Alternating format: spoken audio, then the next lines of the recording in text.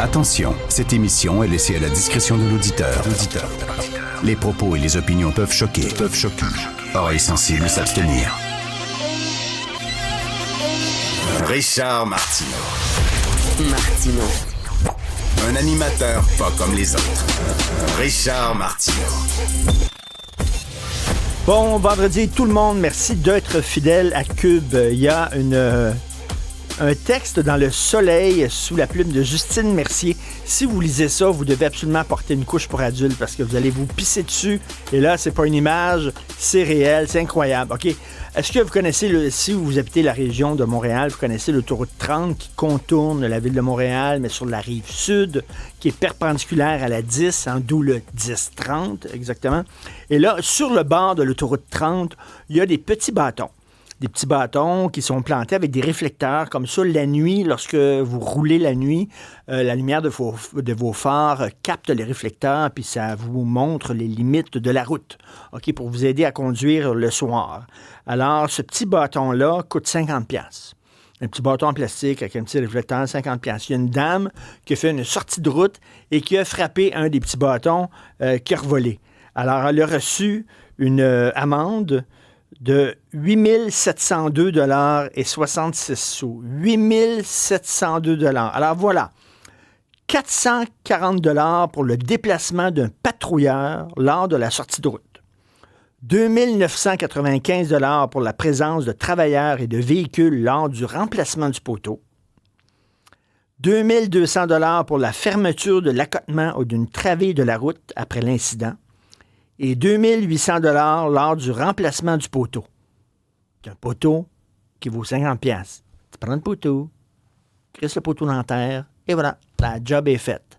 Alors, tout ça, ça coûte 8 702,66 $. Et il y a plein d'histoires comme ça dans le texte de Justine Mercier, c'est tordant. Après ça, on se demande comment ça se fait. Des travaux qui doivent coûter 100 millions finissent par coûter 500 millions. Ben voilà, c'est une des raisons, là.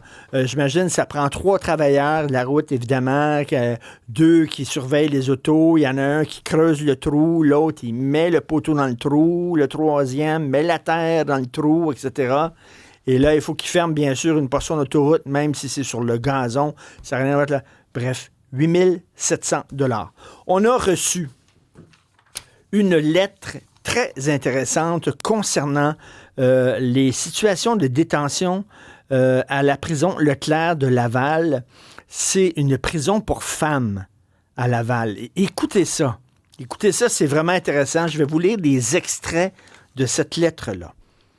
La détention Leclerc à Laval est une détention féminine. Depuis plus d'1 an, la détention accueille aussi la clientèle transsexuelle. Alors, voilà.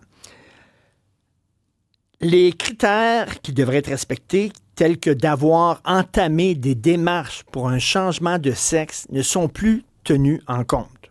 Un homme peut donc dire qu'il se sent femme et la détention va accepter qu'il soit incarcéré chez les femmes. Fait que tu n'as plus besoin de dire « oui, je vais suivre un traitement hormonal, oui, je suis en train, là, je vais me faire opérer une chirurgie là, pour me faire poser des seins, me faire enlever le pénis, vraiment changer. » Non.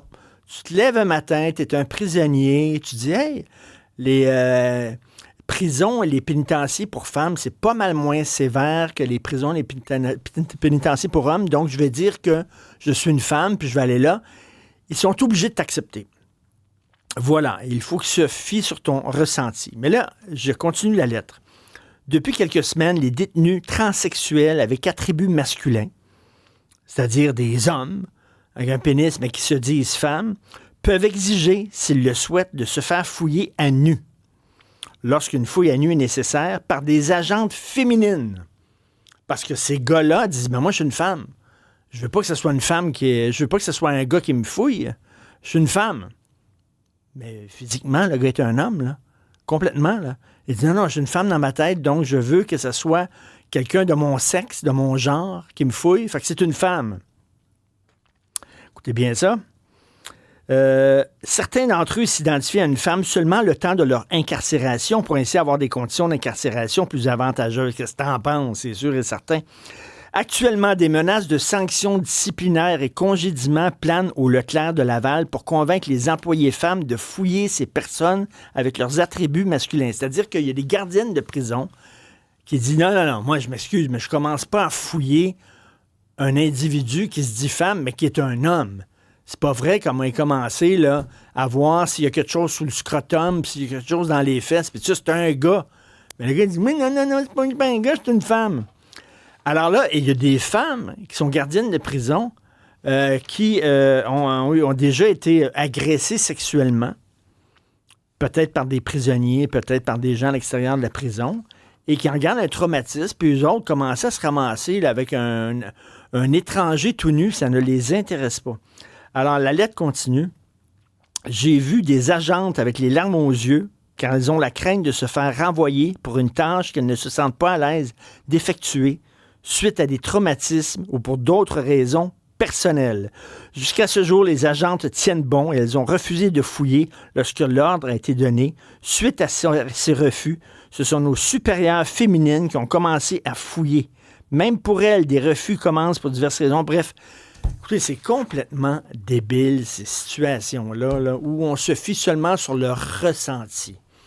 Alors, je sais pas, si on accepte ça, un homme qui dit « Moi, je me sens femme de la tête et je veux être traité comme une femme, pourquoi pas, moi, je suis blanc, mais je me sens autochtone et je vais être traité comme un autochtone, c'est-à-dire d'avoir des peines moins sévères, parce qu'on le sait que les lois qui ont été adoptées par le gouvernement Trudeau accorde des peines moins sévères pour certains individus provenant de minorités en disant, ben ces gens-là, c'est pas de leur faute s'ils commettent des crimes, c'est parce qu'ils viennent de communautés qui ont vécu plein de problèmes. Donc un accusé, un condamné blanc, pourquoi pas, il pourrait dire, moi je suis autochtone, je veux une peine moins sévère, puis je vais être dans un pénitencier où c'est des conditions beaucoup moins sévères parce que je suis un autochtone entre les deux oreilles. À un moment donné, la culture du ressenti, c'est ça que ça donne. C'est que ça donne du cafouillage total et ça ne tient pas debout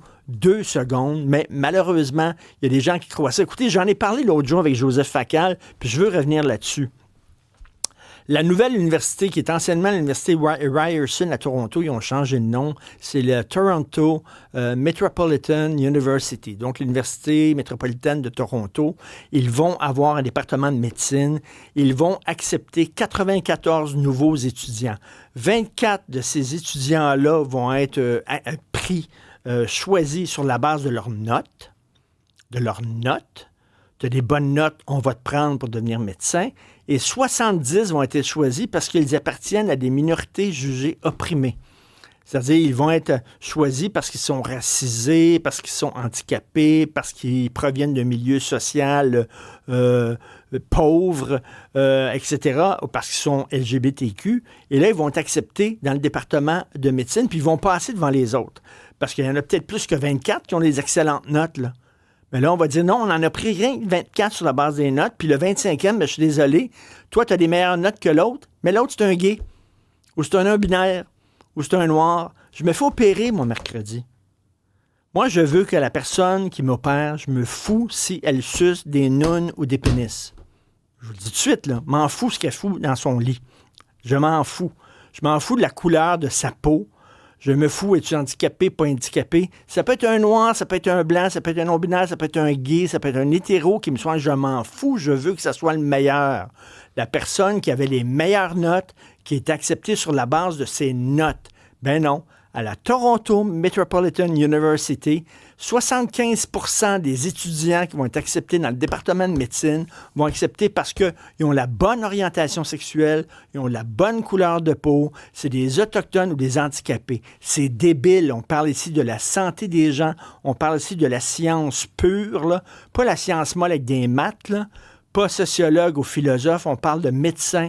Bon, on est rendu là, malheureusement.